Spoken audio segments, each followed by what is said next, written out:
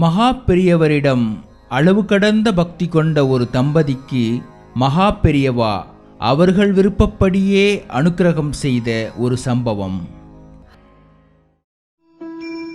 ஜய ஜய சங்கர ஹர ஹர சங்கர ஜய ஜய சங்கர ஹர ஹர சங்கர.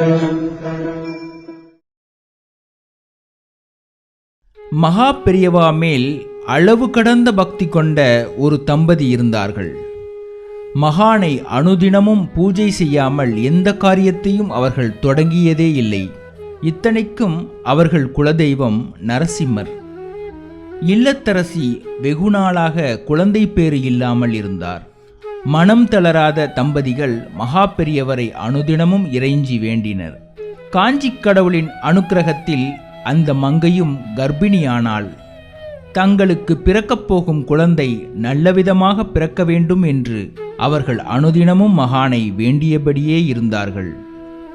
ஒரு நாள் இரவில் அந்த கர்ப்பிணி பெண் தூங்கிக் கொண்டிருந்த போது ஸ்ரீ நரசிம்மர் அந்த பெண்ணின் கனவில் தோன்றி, குழந்தை எந்தவித குறையுமின்றி சகலக்ஷேமத்துடன் பிறக்கும், குழந்தைக்கு தனது பெயரையே வைக்க வேண்டும் என்று சொன்னார்.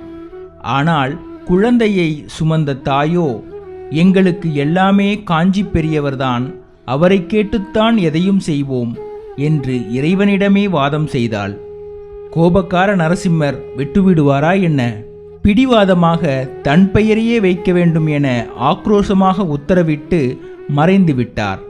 ஸ்ரீ நரசிம்மரின் தீர்க்கமான உத்தரவில் பயந்து போன அந்த பெண் காலையில் எழுந்ததும் முதல் வேளையாக அந்த கனவினை பற்றி தன் கணவனிடம் சொன்னாள். கணவருக்கும் குழப்பமாகவே இருந்தது. சரி, எது எப்படியானாலும் நாமும் விட்டு கொடுக்க வேண்டாம். குழந்தை பிறந்ததும் மகா பெரியவரை தரிசனம் செய்து இது பற்றி விளக்கம் கேட்டு பின் ஒரு முடிவுக்கு வரலாம் என தீர்மானித்தார்கள். அதை தன் பெற்றோர்களிடம் சொன்னார் அந்த பெண்ணின் கணவர். அவர்களுக்கு காஞ்சி பெரியவர் மேல் அபிமானம் இருந்த அளவு பக்தி இல்லை. எனவே அவர்கள் அதனை ஏற்கவில்லை. தங்களது குலதெய்வமான நரசிம்மரே கனவில் தோன்றி அவர் பெயரையே வைக்க வேண்டும் என்று சொன்ன பிறகும் அதை செய்யாமல் விட்டால் தெய்வக்குத்தம் ஆகிவிடும் என பயந்தார்கள். நரசிம்மர் பெயரையே வைக்க வேண்டும் என கண்டிப்புடனும் சொன்னார்கள். ஆனால் குழந்தையை பெற்றவர்களுக்கோ காஞ்சி மகானின் அருளாசியில் உருவான குழந்தை, அவர் அனுமதியில்லாமல் எந்த பெயரையும் வைப்பதற்கு மனம் ஒப்பவில்லை. என்ன ஆனாலும் சரி, காஞ்சி மகானை அணுகி இது விஷயமாக கேட்டுவிட்டுத்தான் ஒரு முடிவுக்கு வருவது என காத்திருந்தார்கள். சுவாதி நட்சத்திரம் கூடிய ஒரு நன்னாளில் அவர்களுக்கு அழகான ஒரு ஆண்மகவு பிறந்தது. உரிய தினத்தில் எல்லா சடங்குகளும் சிறப்பாக செய்து முடித்தார்கள். இன்னும் பெயர் வைப்பதில் மட்டும் உடன்பாடு எட்டவில்லை. கணவனின் பெற்றோர்கள் இன்னும் பிடிவாதமாகவே இருந்தனர். இருந்தாலும் மகானிடம் தான் கண்ட கனவை பற்றி விளக்கமாக சொல்லி என்ன செய்யலாம் என்று யோசனை கேட்க முடிவு செய்திருந்தபடியால் எல்லோரும் காஞ்சிபுரத்திற்கு செல்ல ஆயத்தமானார்கள். ஒரு நாள் குடும்பம் சகிதமாக குழந்தையுடன் மகானின் தரிசனத்துக்கு அனைவரும் காஞ்சி மடத்திற்கு வந்தார்கள். ஆனால் கணவரின் பெற்றோர்கள் நரசிம்மரின் பெயரைத்தான் வைக்க வேண்டும் என கண்டிப்புடன் இருந்தபடியால் வேண்டா வெறுப்பாகத்தான் உடன் வந்திருந்தார்கள். கூட்டம் அதிகமாக இருந்ததால் மகா பெரியவரின் தரிசனத்திற்காக பொறுமையாக காத்திருந்தனர். தங்கள் முறை வந்தபோது குழந்தையை மகானின் முன்னால் கிடத்தி மகா பெரியவரை நமஸ்கரித்தார்கள் குழந்தையின் பெற்றோர். குழந்தையை பார்த்தவுடன் மகானின் முகத்தில் லேசான குறுநகை பிரகாசம். பெரியவா அந்த பெண்ணை பார்த்து தன் வலது கரத்தை உயர்த்தி ஆசீர்வாதம் செய்தார். அவள் மகா பெரியவரிடம் தன் கனவை பற்றி சொல்ல துடித்து கொண்டிருந்தாள். அவள் கண்களில் நீர் பூக்க ஆரம்பித்திருந்தது. ஆனால் முற்றும் துறந்து முற்றும் உணர்ந்த ஞானியான மகா பெரியவா குழந்தையை பார்த்தபடியே, பொதுவா குழந்தை பிறந்த பிறகு அதற்குரிய ஆச்சார சடங்குகளுக்கு பிறகுதான் பெயர் சூட்டுவார்கள்.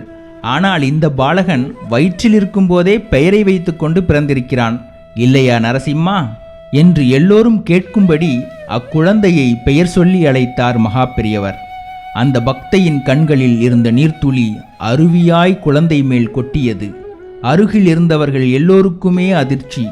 எல்லாம் உணர்ந்த மகான் தங்கள் குலதெய்வமான நரசிம்மர் பெயர் சொல்லவும் அவள் கணவரின் பெற்றோர்கள் வாயடைத்து நின்றார்கள்.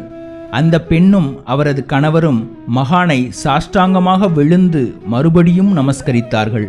தங்களின் வேண்டுதல் படியே எந்த குழப்பமும் இல்லாமல் மகா பெரியவரும் நரசிம்மா என தங்கள் குழந்தையை பெயர் சொல்லி அழைத்ததில் அந்த பெண்ணுக்கும் அவள் கணவருக்கும் ஏக சந்தோஷம். தங்கள் எண்ணம் போலவே மகானும் தங்கள் குலதெய்வத்தின் பெயரை வைத்தே அழைத்து விட்டார் என்பதில் கணவனின் பெற்றோர்களுக்கும் அலாதி மகிழ்ச்சி. தங்கள் கனவு எண்ணம் எதையுமே சொல்லாமல் மகான் அதே பெயரை சொல்கிறாரே, அது எப்படி என அந்த பெண்ணும் அவள் கணவரும் நினைக்கவில்லை. ஏனென்றால் தன் பக்தர்களுக்கு இப்படித்தான் மகா பெரியவா அருள் பாலிக்கிறார் என்பது அவர்களுக்கு தெரியாதா?